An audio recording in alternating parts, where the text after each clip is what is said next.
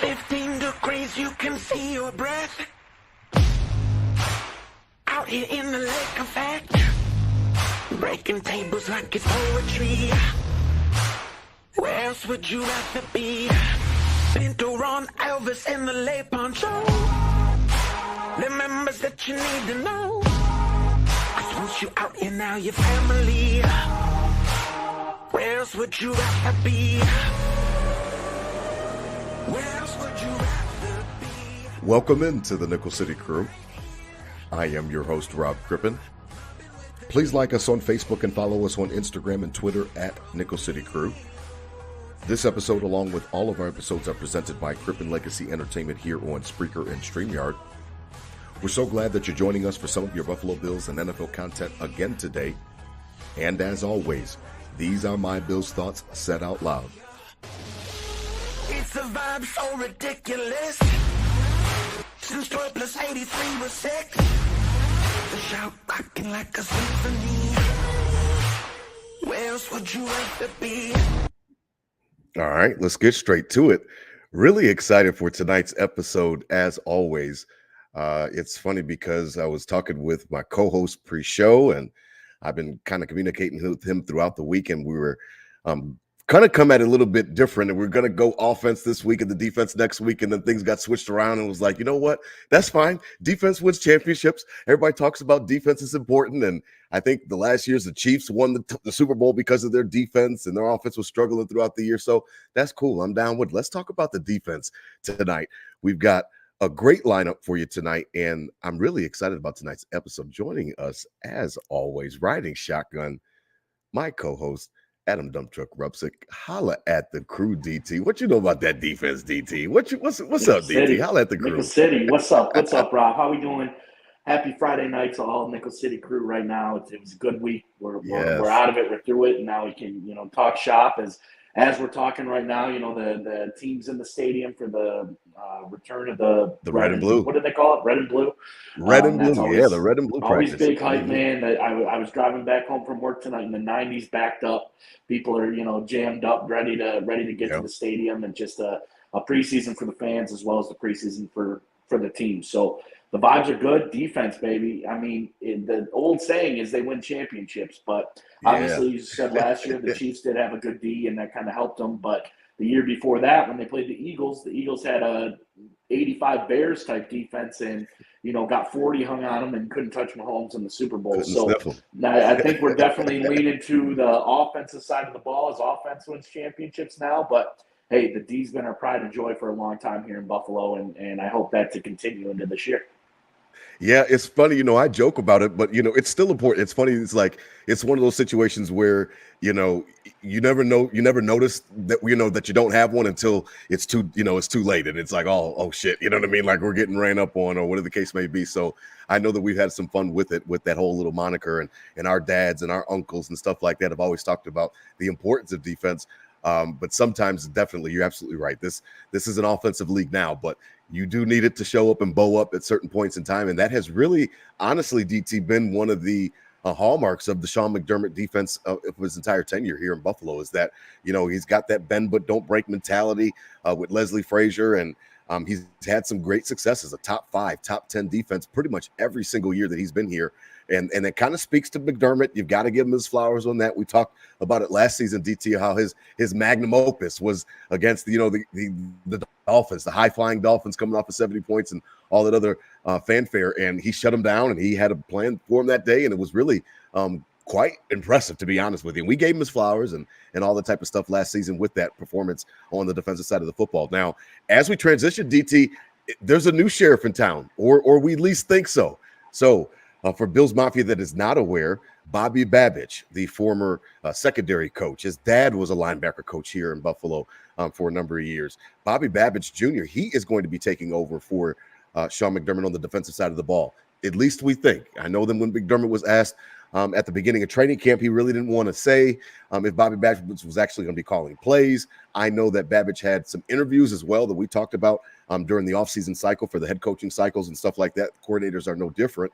And I know that he got some attention, DT, from other teams. So I would lean towards the fact that I would just assume that if he didn't take a promotion somewhere else and he stayed here in Buffalo, that's because he's going to take that promotion and get a chance to call plays. Obviously, we could be wrong, and maybe McDermott keeps the coaching play calling duties. But I think that in order to convince Bobby to come back and be a part of this thing again was that, you're not just going to give me a promotion in name. You're going to let me kind of call this thing and give me an opportunity to, to cut my teeth, so to speak. And I think that that's the way that McDermott is leaning. And it might just be a situation where he doesn't want to put too much pressure because it's preseason. So kind of just keep it, close to the vest right now.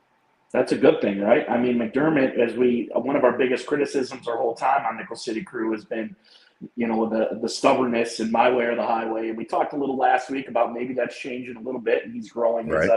as a coach and a person. But I still don't think he's just bringing somebody in that he doesn't trust and isn't gonna do the job for him, right? So with legendary defensive coach and Leslie Frazier, there was kind of some back and forth after 13 seconds and this and that, and who's going to call the defense. And then McDermott took the play calling away from him, and he said, "I'm out." And so for Bobby Babich, a kind of young up-and-comer with a lot of potential, probably will be a head coach in the league someday, to come in and be our defensive coordinator, like you said, he's not just doing it to do it. I think McDermott trusts him and is going to give him the reins to do that because he wouldn't be around if McDermott, was taking back the defense and doing his. We said hiding behind that shield with Leslie Frazier, and then he was out, and McDermott had nowhere to hide last year, and had a pretty damn good defensive year. With all the injuries they accrued and the way they were able to keep in games. I mean, a couple.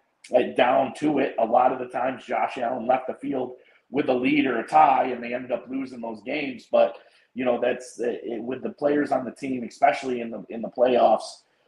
You had practice squad players out there for the most part in a lot of areas, and McDermott was able to hold true. So for him to pass the torch, and I don't think Bobby Babich is here just in name, just for fun. Like, no, I don't think so. This dude's going to have the title. He's going to call the plays, and and that shows McDermott and Bean trust him to do that, or they're too old school enough where they wouldn't be doing an experiment right now, right? So this is if they didn't trust him, he wouldn't be here. And Bobby Babich, rightfully so, was probably not going to be here if he didn't have those type of opportunities to go with. So we take it as a good thing and bring that juice. I like Bobby Babich, Rob. I mean, the dude is all we've seen so far is just the juice he's bringing to practice. I like it. He's got that. Just that stereotypical defensive kind of raspy voice to him, and and he's out there yelling, and it's not like corny excitement. It's more like get in your ass type excitement. Mm-hmm. He seems genuine. He seems real, and I think the players probably react well to that. One of the things that I thought about it when his first press conference, I was like, I said it on Nickel City Crew. I was like, man, I will run through a wall for Bobby B. Like, he got my juices flowing. It's just exactly what you're talking about. So I think that he's a motivator. I think that the players definitely seem like they respond to him. And I think that can't be a bad thing. One of the things that I noticed was that this, they were even talking about on WGR earlier, in the week, was like, the staff seems to be just younger and younger and younger in respects to Joe Brady on the offensive side of the football, and then now Bobby Babich on the defensive side of the ball. And that can't be a bad thing. I mean, it seems like Brandon Beane has and obviously Sean McDermott as well have had a concerted effort to kind of bring some youth in, bring some new energy in, which means some new ideas as well. And I don't know if that necessarily could be a bad thing, because sometimes things get stale. And what is the main thing that all coaches try to fight against is that their message gets stale. And in the locker room, it starts to turn into the peanut club, and it's the peanut teacher. Want. Anytime you get a chance to get some young talent in there, whether it's football talent for the players or whether it be talent for the coaching staff, I don't think that is something that's a bad thing, DT. I'm actually all for it. I like these young cats coming in here and trying to put their mark on this whole thing. That's not a bad thing for me. I look at it as a positive. Well, what did we just do with a complete almost roster overhaul and made it younger? Kind of reset the market and put a lot of the older players on our team are gone and in with the new, and kind of the new regime of getting younger and getting cheaper. And look what just happened to Bill Belichick and the Patriots, one of the greatest coaches of all time, and all those Super Bowls. And what was the biggest knock on him lately? He wasn't progressive. He wasn't, he didn't get used to the new, younger age of the way things are. He was just old school and couldn't keep up because of it. And so you have to have a younger staff to kind of keep up with who you're bringing. You're bringing in the younger players. You got to have that kind of younger staff to keep up with them. Sometimes these kids, if you will. We're over I know what you 30. We mean. can say it, I right? know We what you can say mean. I know kids, what you right? mean. Some of these kids, if you will, don't respond well to that hard nosed, old school type stuff. So, Mhm. they need some young swagger in them to have some, it's just a human nature, right? You want something that's similar to you, something that's relatable to you. That's Yeah. how you can perform your best. And, in our job, probably the same way. So I think it's a whole kind of facelift for this team of, the Botox of the Bills. Let's go with I that. like Let's that. put that on the I like hashtag. that. I like Botox that. of the Bills. The wrinkles. Get rid of those wrinkles. The Bills Yeah. are young, and so is the staff. That's funny. I like that a lot. Yeah. Shout out to Bills Mafia. Over 400 people already, DT, tuning in. We, again, Let's go. really appreciate your support and stuff like that on all the different platforms. I know that everybody's getting ready to enjoy the blue and red practice, like DT talked about. I know that they'll be down there at One Bills Drive at the stadium for a little bit longer for those of you who are there. So enjoy it. Josh Allen came out with the black helmet tonight. I know that we had talked about how that's been coming along yearly. I think he had a red one year, that mirror one that everybody loved, and then a blue one that had some mixed reviews, but this one was hot. They had a black helmet. That's why I wore my black hat tonight in honor of that. It was the old school Standing Buffalo that always pulls on my heartstrings because I love that Standing Buffalo logo. So enjoy yourselves out there. Be safe this weekend. I like that. I like that helmet though. That was dope. Where's that been? The Standing Buffalo hasn't been in the last couple of years. No, they They at haven't. least at least a game or two a year that, along with the Color Rush Red ones, they would have the Standing Buffalo Classics. It was a uniform combo you could put on Madden, for a while, because it was what they Yes, wore. the It was like throwback. Their little Nike throwback. made Nike made the new, like, they were classics, but it was a Nike version. It was newer.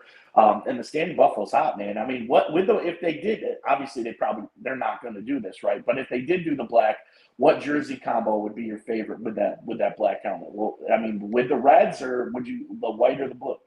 Oh man, no! With those reds, would just look sick. It would just make it Yeah, look. with the It would make it pop. You know top, what I mean? If yeah, you had a chance to put the black little helmet top on pop. there, it would make it pop. Yeah, I would. I would really enjoy something like that. But So so what's good with the alternate? All these other I don't teams know, are coming man. out with all these I don't alternates and know. throwbacks and selling. And last year, the Eagles with the Kelly Green when they beat us in overtime. And Yeah, where's the '90s? The '90s blue with the red helmet. I think just man. name it. Who Shout out, doesn't want shout it? out, shout out, man. Buffalo fan base. Shout out to Swank and those guys over there at the K Gun Report. Those guys in the Finger Lakes, and we had them on the show, and we're going to be on there. We were on their show. They had a nice little helmet debate recently, and it was a good little debate about where it's going on. And then Andre Reed, if you chipped in on Facebook and was asking about it. Those, for me personally, it's just, that's just my nostalgia. There's right behind me. There's nothing better than those 90s uniforms for me, because that's when I fell in love with the Buffalo Bills. So I would love to see those behind me come back. Just the way that blue would pop. I know that a lot of people used to think that it looked a lot like the Giants, but it was still lighter than the Giants blue. It wasn't navy. It popped, and you see Thurman right behind me. And just that whole uniform combo, I want the red helmet. I want that jersey back with the white pants, and I don't know, man. That combo, it speaks to me. Now, obviously, that's because of the fact that that's what I fell in love with. I would never bring back those, those horrendous.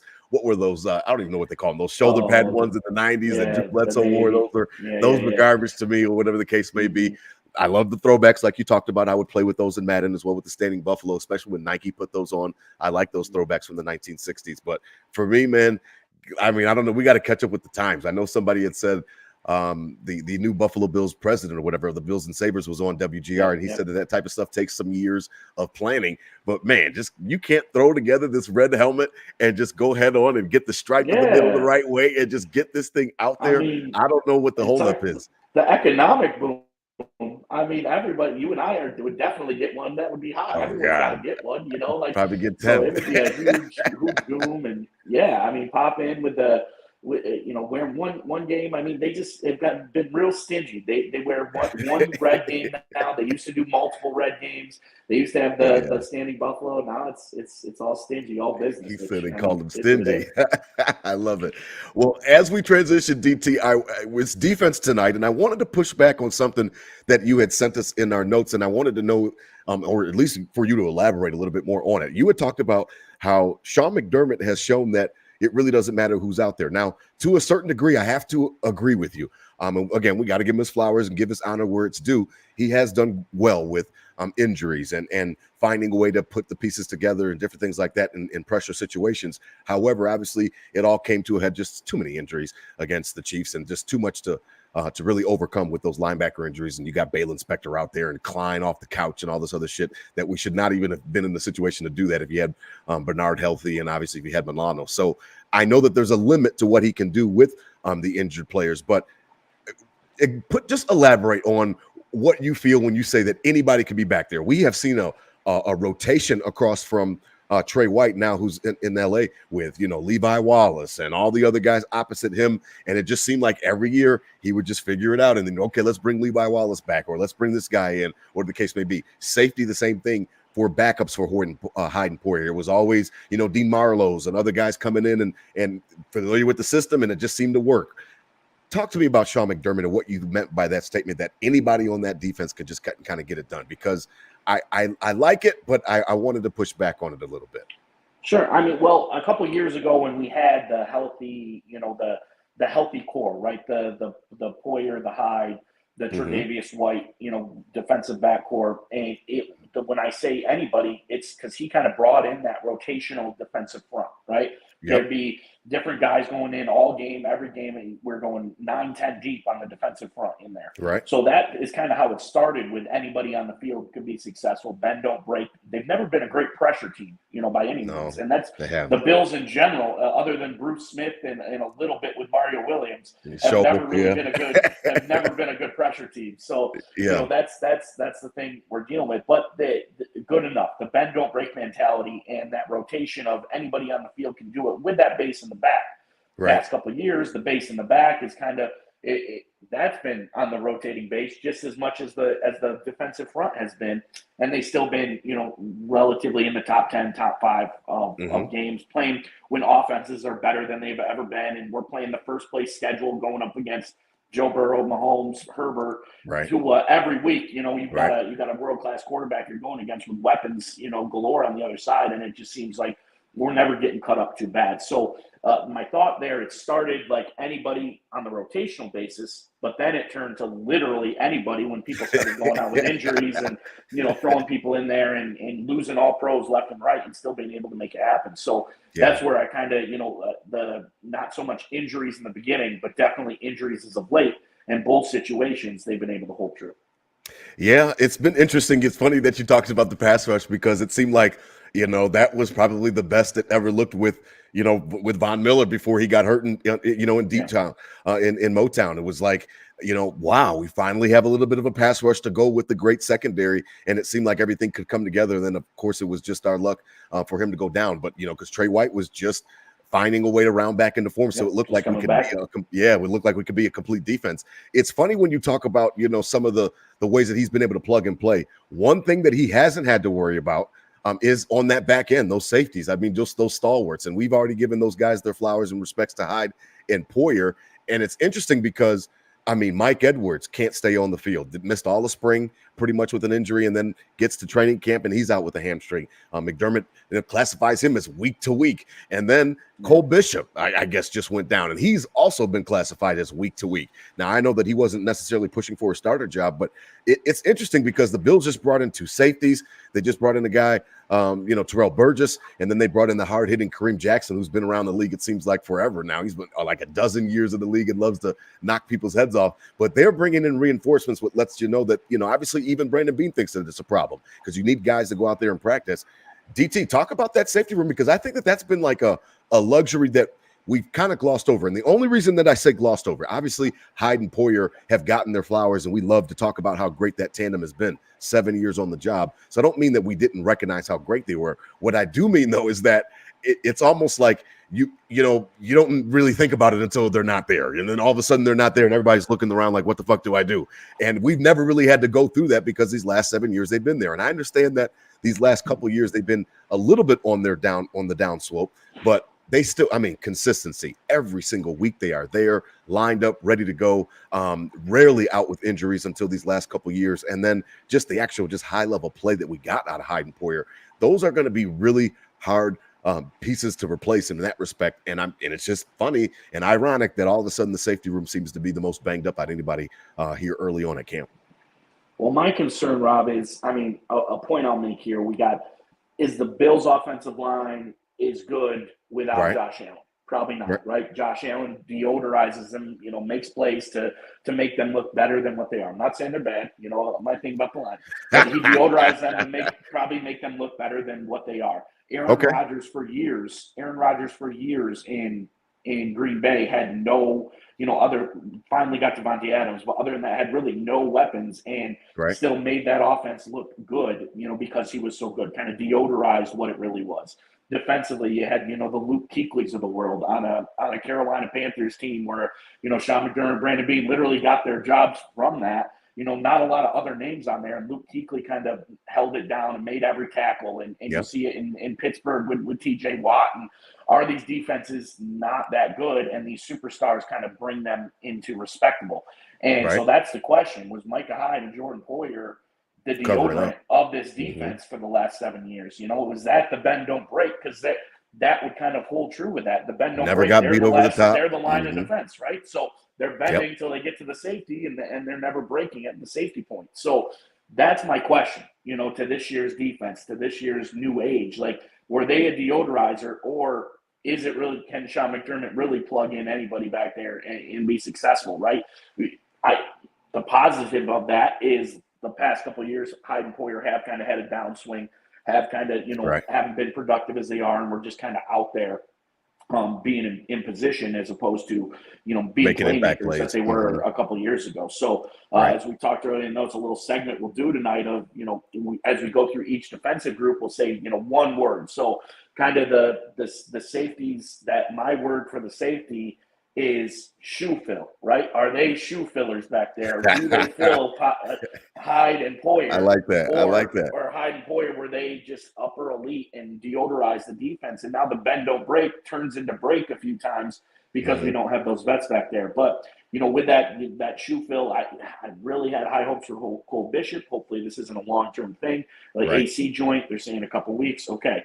Mike Edwards, I don't have really any confidence in, right? He comes in, like you said, on the older side, couldn't stay on the field in the spring, and now has hamstring issues. Like, I'm putting no confidence in that. DeMar Hamlin, he's out there. Keep he's starting. He's got to get reps. Right now. Got to get reps. Yep. Tyler Rapp, I think, had Taylor Rapp, excuse me, a decent up and down, year last year. Down, but again, wasn't thrust into the point where we needed him every play. So there's some names. I mean, Kareem Jackson, the dude can he'll take your head if off. He can stay on the field. He got suspended, obviously twice last year. At 3:30 Linden, the Mafia doesn't live alone here. We got the Bronco gang in here, and I watched a lot of Broncos games last year with roommate Zach, and that dude would just headhunt. Like, there wouldn't even have any, no any remorse vibe for the rules or anything. He got suspended 3 times last year, and that game after he got back, he just crushed somebody across the middle again. So,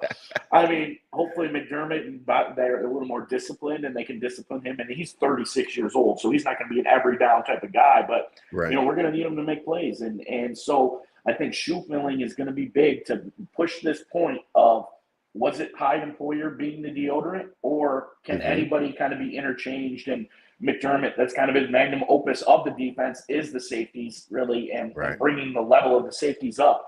Can they do that again this year without the true names of the squad? Yeah, it'll be interesting to see. Now, as we transition, DT is absolutely right. We do have a nice little segment that he already kind of foreshadowed. But tonight's episode, again, presented by 26 Shirts here on Buffalo Fanbase, the official Bills Mafia podcast network that we, Nickel City Crew, simulcast on. Head on over to 26shirts.com for all of your latest Buffalo Bills and Sabres and Buffalo-themed T-shirts. Again, portions of the proceeds go to a great cause. Each and every purchase is going to have portions of proceeds going to a great cause. And these are families that are in need across Western New York, across the world. Head on over. Again, salute to the Godfather Del Reed, who's running a wonderful site over there. Head on over, 26shirts.com. Go in there, get yourself some swag, get yourself some threads, some, what do the kids call it, some drip with some of these new shirts and stuff like that. They've always got cool concepts. They got some really awesome content creators over there that are coming up with cool t-shirts. So head on over there. Also, want to give a shout out to 716 Vintage. And DT can tell us a little bit more about that as well, because Queen City Vintage. I'm sorry, Queen City Queen Vintage, City because Vintage, yep. those guys, I saw Khalil Shakir come Yeah. up in there. I saw Benny, They're not Benny, popping, Conway dog. the Machine was in there. I was like, what Yeah. is going on? And I mean, holla at the crew, DT, about your boys that you know they're at Queen City Vintage. Yeah, Queen City Vintage. We got a big thing planned with them coming up this year.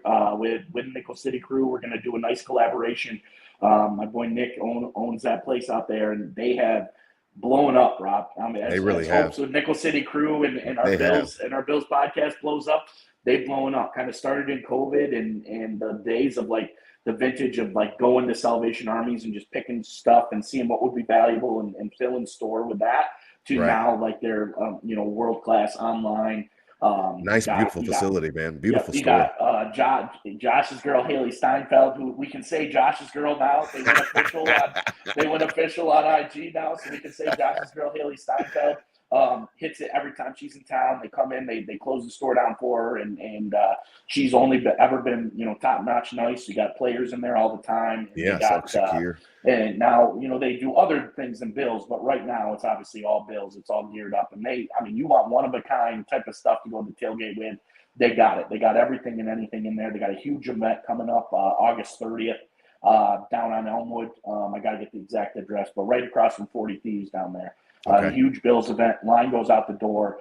They got special surprises in there for everybody, and I can't wait to join up with them this year. We're going to be doing some giveaways to the fans. We're going to be it's recording shows from Queen City Vintage, the actual store down on Elmwood, and when you come up for the games, I'm sure we can set something up to get down there and make it happen. So looking forward to that partnership, and yeah, big pop. Hit them up. They got way more followers than us, Rob. They're up to that 40,000 follower mark on Instagram, but we'll be there. We'll be there. I love it, man. I mean, I love it, man. Let's spread the love. And like I said, that's your roommate. And you guys are longtime friends as well. So I watched them, grow, like you said, coming up to 330 Linden to the bachelor pad and checking you guys out. And when they were small and not even in the storefront like they are in now, and like just seeing them grow has been a really, really cool thing. So again, check out 26church.com.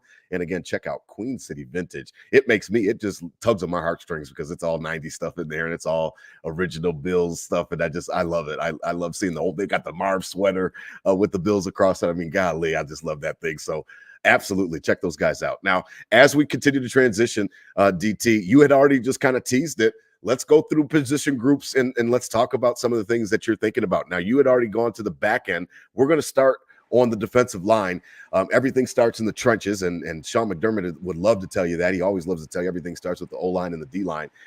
When we talk about the defensive line, it's interesting because you already spoke about the fact that they've got it in a rotation, and it just seems like it's something where they're keeping those guys fresh. When you talk about Ed Oliver, and then you've got Day right next to him, Daquan Jones, and then you've got the new guy coming in, Dwayne Carter, who seems to be looking good at camp. Again, a big time starter at Duke, a captain, multiple time captain. Looks like he's just coming right on in and fitting in. As soon as he was drafted, I knew that he was going to fit in. When I heard some of his pre-draft stuff down at the Senior Bowl, I was like, that is a Sean McDermott guy, written all over him. The way he talks the game, he's like I told you, he was a son of a coach and stuff like that. So his whole family's been in football and former players. So I knew he was going to fit in. And then when it comes to that rotation, it just seems like, keeping those guys fresh is those are the big hog mollies up there up front. You need Ed Oliver to stay light on his feet. You need Day to stay light on his feet because of the fact that you don't want them taking 60-70% of the snaps if you can avoid it. Obviously, if a guy gets hot one week, then that's a different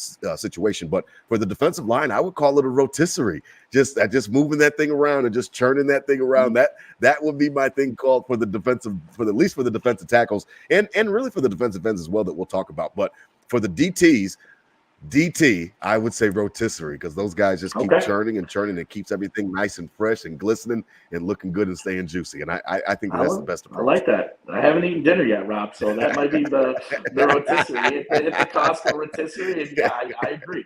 That rotation base. My word is clone, because these dudes are all the same.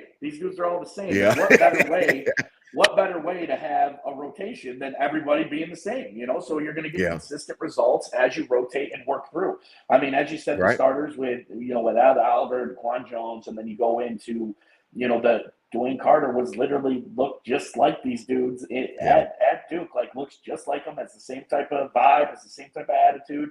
And then you got Austin Johnson coming in, who literally was roommates with DeQuan Jones at Penn State and on the Titans, and he's made a good career for himself. And same body build, same type of status. So this whole rotation clone, they're all the same. And what more do you want in a rotation than having the same? Like, so it's not a downfall. And I mean, there's positives to that too, right? You have I know what you mean. Show them a little bit different. But at least you have consistency with them all being very similar body types, all very similar players. And I think with that, that's also going to bring out the best. It's, the whole team, they're brothers, right? They're all together as brothers. But I think they have a little separate, connection being on the defensive line. And these dudes are very close. Obviously, Day-Day and Austin Johnson go back. By now, Ed Oliver is kind of, the leader of this team in those regards. And Dwayne Carter is just coming in to needs leadership and needs his big brothers to kind of lead him there. So I think it's a very close-knit group. And I like rotisserie, and the clones are rotisserie. So that's I like that on the DT line. I like that. Now, when it comes to the defensive ends, DT, looking at this defense, Bobby Babich has got to do something that nobody has really been able to do, and that's get consistent pass rush and pressure. And it's really, like I said, it's been a point of laboring since, Von Miller has gone down. You've got options. You've got, guys with pedigree, or at least it seems like on paper. I mean, we've got Rousseau, who was a first-round pick, still waiting for him to flash. I mean, he's been okay, and he's been solid, but nothing that jumps off the page. You've got AJ Epinesa, who's, he's okay. You know what I mean? He had a great year, his best, year as a pro last year, and he needed that. He was in a contract year. They reward him with a small contract. It was a team-friendly one, and he signs back up to come back to Buffalo. And so obviously we're happy to have him back in that respect. But again, just a guy, nothing, nothing crazy, nothing too flashy. On the other side, we've got Von Miller, obviously, who we're wondering if he's going to be able to get back into form. Obviously, he's been out there at practice without the brace. Hopefully that's a mental thing where, he's not thinking about his knee anymore, and he's just kind of being confident in it.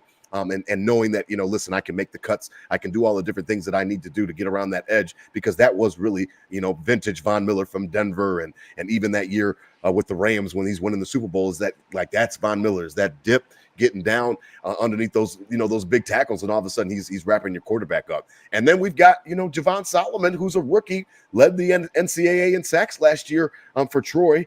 Seems to be an intriguing prospect. And some other guys as well for depth. I mean, there's no shortage of options, DT. So what I would say is, this is the M&M group. This is the who's the real Slim Shady. Is somebody stepping up? Please stand up. Please stand up. Like, we really do need a pass rush, because what it does, and everybody knows it, in respects to Bills Mafia, we all have watched football long enough. If you affect the quarterback, that's why those guys get paid so much money. Who are the highest paid players on the field? You start with the quarterback. After that, now it seems the wide receivers are getting paid a bunch of money, but it really is those left tackles, those right tackles, and then it's those defensive ends, man. If you can affect the quarterback, take him off his spot, fuck up his rhythm where he's 1, 2, 3 step, and then all of a sudden he's got somebody in his face, it really does mess up the entire game plan for an offense. I mean, those guys are literal game changers. Well, Joe Montana said it. He said the game of football is very simple. The way to win is to get to the other team's quarterback. I mean, and you see it in history all throughout. The greats, the only way the greats have fallen is when they're got to, right? Brady included. When Brady on his come up, when the Broncos got him in the AFC Championship games a bunch of those times, when the Giants, Mahomes, yes, exactly, got with the sack with Tuck, that little NASCAR package. Yep. And then you go, to more recent years of Mahomes playing Brady and the Bucks, and what did the Bucks do in that one? They were all over Mahomes, and he had no room, and it cost them a Super Bowl because they couldn't get anything done. So it is crucial, and down the stretch, that's what we need to win down the stretch. That's why we brought in Von Miller. So you talk about Von Miller, somebody who's going to go down as one of the best pass rushers in the history of the NFL. He talks about this year counting, sacks to be in the top 10 of sacks all time this year. He knows exactly what he's got to get to do that. You have that. You have Greg Rousseau, who's a first round pick, who's going to be lucky to have a over 80 rating in Madden this year. I'm not that Madden, but like the public eye doesn't think you're an 80 or above and you're a first round pick. And AJ Epinesa, like you said, is a good role fill. So my word for the defense is pissed. The defensive end is pissed. Like Von Miller should be. This is disrespectful. I'm one of the best defensive ends in the history of the league. Yes, last year was a wash completely. Shouldn't have played. Whatever the case, but you got to come out there, and if you're playing on this team, you think you're still a top pass rusher in the history. So that he's got that chip on his shoulder. Greg Rousseau, a first round pick that is treated like a fourth or fifth round pick, and only flashes of greatness. So I think in the upper level of this defensive end group, pissed is the word for me. Like, play with that chip on your shoulder. You've been completely disrespected. Now get to the quarterback with some tenacity to you. I love it. I love it. I like that. Be pissed. Play with that chip, that little edge. For guys like Rousseau, he gets off the bus and that motherfucker looks like he plays football. You know what I mean? He looks like he's, the all bus team. He looks like, golly, this guy, how big is he? 6'6", and they call him Groot when he first got here, and like all that type of stuff was fun. Now I need you to kind of just flash. I need you to flash, man. I need your first round pick. I need you. You want that 5th-year option picked up, which you got it picked up, but now you're playing for another contract. You know what I mean? You've got to pick this thing up, and that really show. They got bailed out with Leonard Floyd last year. They got bailed out with Leonard Floyd because they weren't expecting that. On the team, they would have been exposed. They would have been exposed of being Jags, just a guy. They would have been exposed all the way across. So there's talent there. I think you got to play with the chip on your shoulder. I like the young guy Solomon. I hope he makes the team and really is productive for us and pushes up, and that's going to be better. And you see all these dudes at the Von Miller Sack Summit, and they're ready to go, and guys, like, no disrespect to some other pass rushers in the league, but guys like Max Crosby and these cats that, like, they're good, but are they really like leaders and gamers on teams? Like, I don't know. That's a different story for a different debate for a different time. But like, because I like Max, his motor is nice, so I like Max. It's not hard to be good in this league, but like, come on, like if you, like you said, all bus team, Greg Rousseau, like, calling you out, like, if you be as good as Max Crosby, come on. So that's where I'm at. Play piss, get after it. You're gonna have to down the stretch to win, and you got to get to Mahomes. That it all comes down to that, right, Rob? So. Golly, don't even get me started. As we transition to linebackers, DT, it's funny because, when you look at this, like last year was just almost a situation where, it was like, man, what could have been, and you're just looking at it like, man, what could have been, because nobody saw Terrell Bernard flashing onto the scene like that. I know the entire offseason before we were talking shit about, dreads and Tremaine Edmonds, and we're making the jokes and stuff like that. I know we had Big Mike on from Not Your Average Podcast in the 716, and we enjoyed his time and stuff like that. And that's really what the offseason was about when it comes to the linebacker core last year, was who's going to replace Tremaine and who's going to replace Tremaine, and are we really going to miss him? Nobody, I don't care who you were, you did not think that young kid out of Baylor was going to come in here and set everything on fire, and he really has. Terrell Bernard has been a pleasant surprise, because I didn't see it coming. I know so many of you in Bills Mafia did not either. And now he's a household name in respects to, he's got an opportunity to take that next step where he is a household name when you talk about off-ball linebackers. Obviously, you've got Matt Milano, all-pro, looking to come back from that injury, looking for him to get back in his kind of his bag, so to speak. DT, what do you think about the linebacker core? Because I know that they've got some depth with Morrow. They've got, Uluspocio as a rookie and stuff like that. So we should be good on special teams and things like that. I would look at it as just it's the mash unit.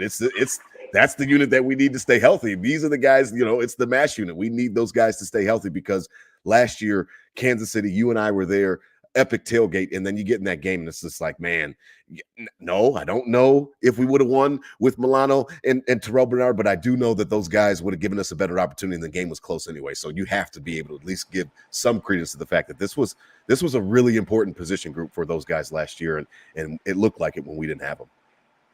I mean, coming back, Terrell Bernard wants to really make a statement in year two. He kind of had the flash and needs to show people he wasn't a flash in the pan. He wasn't a fluke. He wasn't just good because Matt Milano wasn't in there. He's a strong, linebacker. So they were making plays together before Matt got hurt. They were making plays. Matt Milano, coming back when obviously, as you've seen, our history isn't good with that, right, Rob? With Tre'Davious White, never really himself, and then gets right when he was about to be himself again, gets injured again.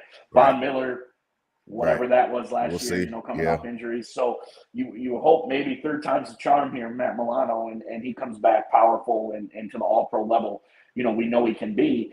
And then you look deeper into the Bale Inspectors and Dorian Ulafocio. Williams and Yeah, Ofocio, Dorian. a Yeah, captain on Dorian. the national title appearance, Washington Huskies. So I think the word I'm going with for the linebacking core is speed. I think Okay. they Okay. want to be flying around this year. They want Bobby Babich, wants to get these boys moving around and kind of get all the negativity of the injury and the lackadaisical speed. You have Terrell Bernard, who needs the speed because he's not going to a bigger Right. guy and not going to overpower you. Matt Milano, I think, needs the speed to show that he's isn't lost a step and he's back to Right. full go. Dorian Williams kind of showed us that was his thing last year. It might Right. have been in the completely wrong area, Place. but he got there quick. Hey man, do it He fast, like got I there quick, right? said. And We can so coach that. I think that's what I'm going with this year, like speed, not necessarily just like straight up like run the 40 speed, but the like just fly around as a Football speed. linebacking core and roll around and the hits will come. The hits will come with that. But I think that the speed is going to gain confidence to this linebacking core, and that's what we truly need. I mean, confidence might have been a better word, but they're not confident yet. They need the Right. speed to be confident. Yeah, that's interesting. I like that word. It's going to be interesting unit. Like I said, before the Milano injury in London. I mean, they were both making plays together, and they were looking like some of the best tandem linebackers in the league. And then obviously everything kind of just went off the rails when Milano goes down. Obviously Bernard continued that great play, but like you said, I would love to just make sure that I sometimes I get nervous when it's just 1 year, and if you're a Green Bay Packers fan, yes, sure, you found your quarterback and that feels great, but goddamn, like he only did it for like one season, and then same thing with the Houston Texans, like, oh man, we got this guy, he gonna be the shit. It's like, like sometimes I just get nervous, like, man, I just haven't seen it, so I don't know if I can count on it yet. But yes, Terrell Bernard was a breath of fresh air for that linebacker room and for Bills Mafia, so we enjoyed watching him. Hopefully he can back it up this year with another great performance. Now, as we transition and look at the cornerbacks, DT, as we move to that secondary, I know we touched on the safeties a little bit, but the cornerback room it's funny because, I mean, you had talked about it earlier about pissed, right? And it seems like word out of camp that like Kaiir Elam is pissed with all the disrespect and, the trade rumors last year and different things like that. I don't think they were ever seriously considering trading him because you always need depth at that position because things can happen so quickly, a turn of an ankle or something like that with a cornerback. And then all of a sudden, you need bodies, let alone trading bodies. So they invested in this guy. I never thought that they were going to trade him last year, but man, word out of camp is that he is playing, he's balling, whether it's to take Benford's position or whether it's just to be a supplement, or like I just said, injuries happen and things like that. Give the Bills more confidence. Bobby Babich, Sean McDermott more confidence that something happens. They don't have to worry about going outside the organization. They've got the answer right there in house. I don't know how it's all going to shake out, but I do know that, man, Kaiir Elam seems to be making plays. Now, every fucking receiver hates him on the Bills because of the fact they call him handsy, and everybody's always talking shit about how he should be getting more penalties and stuff like that when they have the refs there to call practices. But hey, man, if the ref doesn't call it, then it doesn't matter. You know what I mean? I always think about those Legion of Boom defenses, DT, where, Richard Sherman and Cam Chancellor, those guys were handsy. But if the refs weren't calling it, then hey, man, that's just good coverage. So I don't get too caught up on the fact that he's handsy. It's just that the refs are in the mood to call it that day or not. But I would be remiss and be lying if I didn't tell you that I'm happy to see when the guy catches some shit and then he responds. And it seems like this training camp, Kaiir Elam's like, fuck that. I'm a first round pick. I know I can play this defense. And for whatever reason, he wasn't doing, in the right positions or whatever the case may be last year, but it seems like it's starting to click, and he might put some heat on Christian Benford. Who knows? Yeah. I mean, this is a group that gives me confidence because we hung our hat on Tre'Davious White for so long, right? And We did. just a brick, a solid part. We're good. He's locked down. We don't have to worry about it. Then he leaves, and there's panic. There's panic when he's hurt and he's leaving. And it really we never got cooked. That bend don't break. We never got cooked. Some games it looked like it. Like, even last year, you can The London game. on the London game. I mean, Calvin Ridley was dotting up Kaiir Elam, whatever. But then they threw for like 270 yards. It wasn't like he threw for 500 on him. In the Pittsburgh game, it looked like he was going to get cut up all day, and then he has that beautiful pick in the playoffs there to kind of get it back. So he's playing definitely with a chip on his shoulder. I think Rasul Douglas has to come back in and stay leveled up. If he wants we another brought him in contract. to kind of be like, we kind of just threw that shit up that like, oh, hopefully you're a one. And he came in and was a strong one, played Yeah, great for us absolutely. last year. So, Hmm. that was an investment that was worth it. And Christian Bedford, from the depths of Division One AA or whatever the hell they got going Villanova, on man. I down didn't even there. know they played back football. Yeah, coming into, and has played strong in his reps. And again, nobody's perfect, but the team, it doesn't kind of, as Tre'Davious White, it's kind of had that method of, it doesn't matter who's back there. It's kind of okay. Nobody's locked down, but nobody's getting, completely cooked. Cook. And then you got Taron Johnson, one of the best, slot corners in the game, and, and not afraid to hit and be in there. And obviously help is going to be a big issue across the board at cornerback. I think that's where we're the thinnest a little Yeah. bit when it gets, starts to get, if one guy goes out, then it gets real thin if one guy goes out there. So Yeah. I'm That is excited. true. I'm looking forward to this. I hope Kyrie Williams starts stepping in and playing tough, and giving him and Christian Medford are going back and forth for that role, and Rasul Douglas kind of locks it down on the other side. But the beauty of it is we don't play a ton of man, right, Rob? So Right. it's not like True. these dudes are going to be on islands all the time. Stick Right. to your zone, stick to your area, be athletic in that area, and Watch the rely on the rest of quarterback. team to help you out and make plays. So that, I think, makes up for some talent that we might not have per se. When it comes The to scheme. the scheme of the zone. So that's my word for the cornerback crew. Zone. Just keep them. Nobody out here. I'm confident going one-on-one with one of these superstar wide receivers, but I'm confident as a unit that they can stick to their assignments and make plays back there. Yeah, interesting. I like that. I mean, you better, play that zone and keep your eyes on the quarterback. I would say eyes, eyes and feet, and hips. Keep those hips loose, and let's see these guys try to make some plays, because Benford has been a pleasant surprise, and obviously, like you talked about, from Villanova, 7th-round pick, you never expect anything out of it, and it's just so funny and ironic how they just flipped that draft class with those guys flipped. And it just speaks to the fact that that's why I really love sports, to be honest, DT, is that it's the ultimate meritocracy. I get what I earn. You know what I mean? There's nothing that has to be given. Kyrie Elam wasn't going to be given shit because he was a 1st-round pick, the same way that Benford wasn't going to be just not on the team because he was a 7th-round pick. Nope. Yeah, let's roll the football out. Let's get out there and let's see who wants it, and let's see who can improve their technique. So it's funny to see how that all worked out in previous years. And then again, like I said, I'm excited that Kyrie seems to have a chip on his shoulder. I do like those reclamation projects where, he's so young, and like, why would we give up on the guy? So I do like the fact that he seems to be turning it around. So as we transition, DT, I think that we covered it all. I mean, you talked about the safeties as your deodorant, the Old Spice unit back there in respect to that actual scent. It's interesting because when I look at it, what's a successful year for the defense? It just seems like that bar has been set, DT, from a Sean McDermott defense. I don't care necessarily if it's Bobby Babich making the play calls or if it's McDermott. The same way that I didn't care when it was Leslie Frazier, because it was still McDermott's defense. It was still his baby. It seems that the standard is I should expect a top 10 defense at worst. Nothing below top 10. And if we get lucky, we should have a top 5 unit. That just seems like the standard. And that has been the standard, even like we've talked about tonight a few times, without even a consistent pass rush. It really is full marks to McDermott on his side of the ball. I know I talk a lot of shit about him and different things like that, but when it comes to defense, it's just hard for me to poke a lot of holes in his game, because again, that's how he got the job. He cuts his teeth on that side of the ball. And, quite frankly, he's probably one of the better defensive coaches in the league, period. I mean, I don't know too many more that I would rather have other than him in respects to that side of the ball. So for me, a successful year, DT, is a top 10 team. I mean, I don't care about the young guys in the back end. I would expect excellence, at least top 10 type of performance. That's what I'm looking for.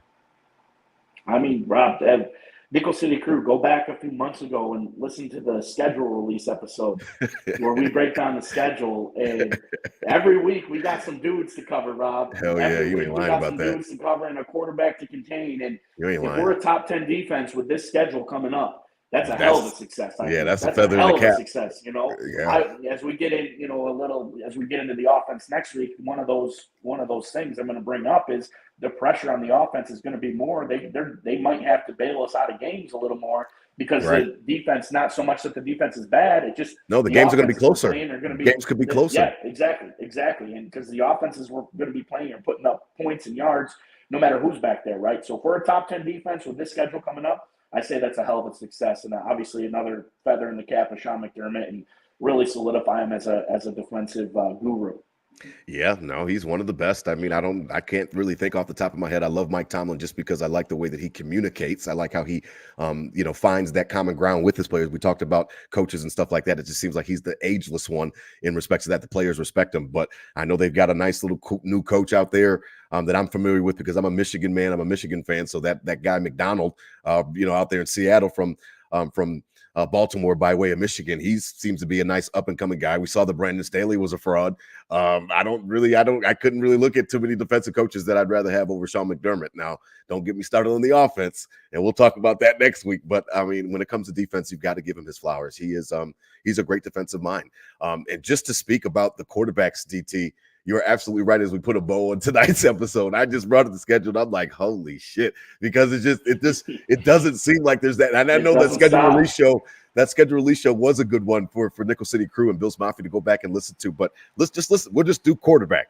Kyler Murray, and I don't care what you really think about him, but just chew on it. Kyler Murray, Tua, Trevor Lawrence, the two-time MVP Lamar Jackson now, C.J. Stroud, who everybody's sucking him off, Aaron Rodgers on his reclamation tour. Will Levis, who's what is he? Josh Allen diet? He's diet or he's Josh Allen zero? Timu, Wish Josh Allen, Geno Smith, back to Tua, okay. Anthony Richardson. So wait, Rob, what is that Titans game? What week? 7? Yes. Wait, 1, 2, 3, 4, 5, 6, 7. Yeah, week 7. Mm-hmm. So that's week 7 before you see a play a really mediocre.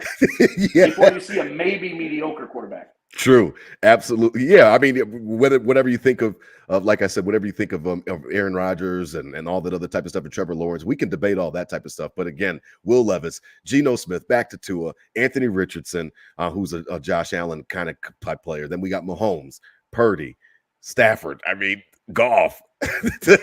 I mean, like all those just the end of the season, and then obviously you got maybe Drake May by that time, Rodgers, and then maybe Drake May again or Jacoby Brissett. So I mean, there's not too many breathers. I counted maybe like 4 games where you're like, all right, this quarterback shouldn't fuck us up today. Let's go out and get our shit done. But like other than that, you better be on your P's and Q's. Every T better be crossed, every I better be dotted because the quarterbacks are not going to let up this year. So it'll be interesting. Again, I think we are both in agreement. Bobby Babich will call plays. I think that's just a formality. Yeah, I doubt that he stayed with some of the offers that I know Miami wanted to talk to him. A couple other teams were interested in talking to him for their DC position. Most of the time, when you get those positions, unless it's on offense. On offense, it's different. I mean, we saw Ken Dorsey get hired in Cleveland. He's not calling fucking plays like Kevin Stefanski is calling plays. And, Dable just took back over play calling duty from that guy, Mike Kafka, and stuff like that. Offense, it's different. Those coaches are very they're very hands-on with their offense. That is their offense. They want to call the plays. If they're going to get fired, fuck that. I'm going to get fired because I made the wrong play calls, not because of you.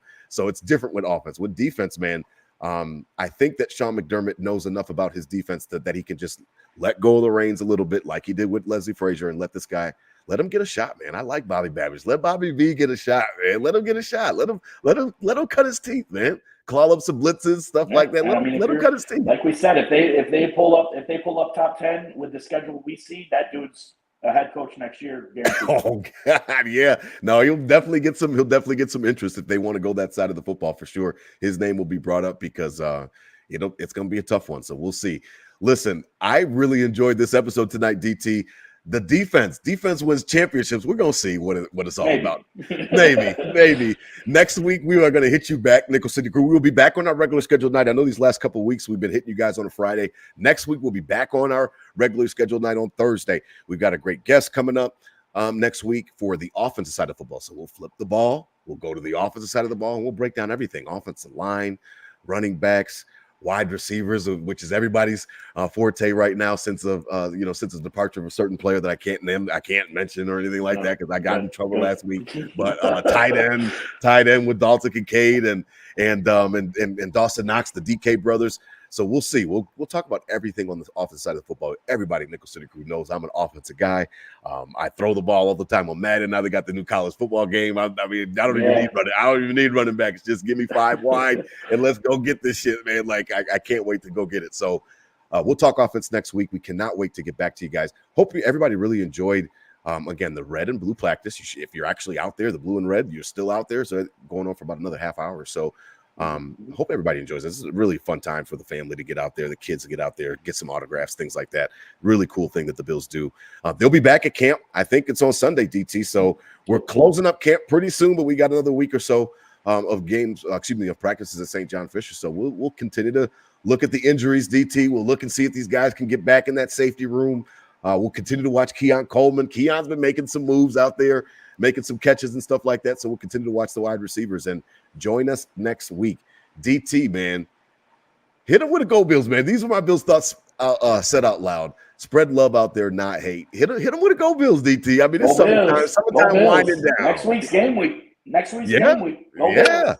Probably see Caleb Williams, right? In Buff. Yeah. All right. Hit them with the Go Bills. Go Bills, man. Y'all take it easy tonight. I love it.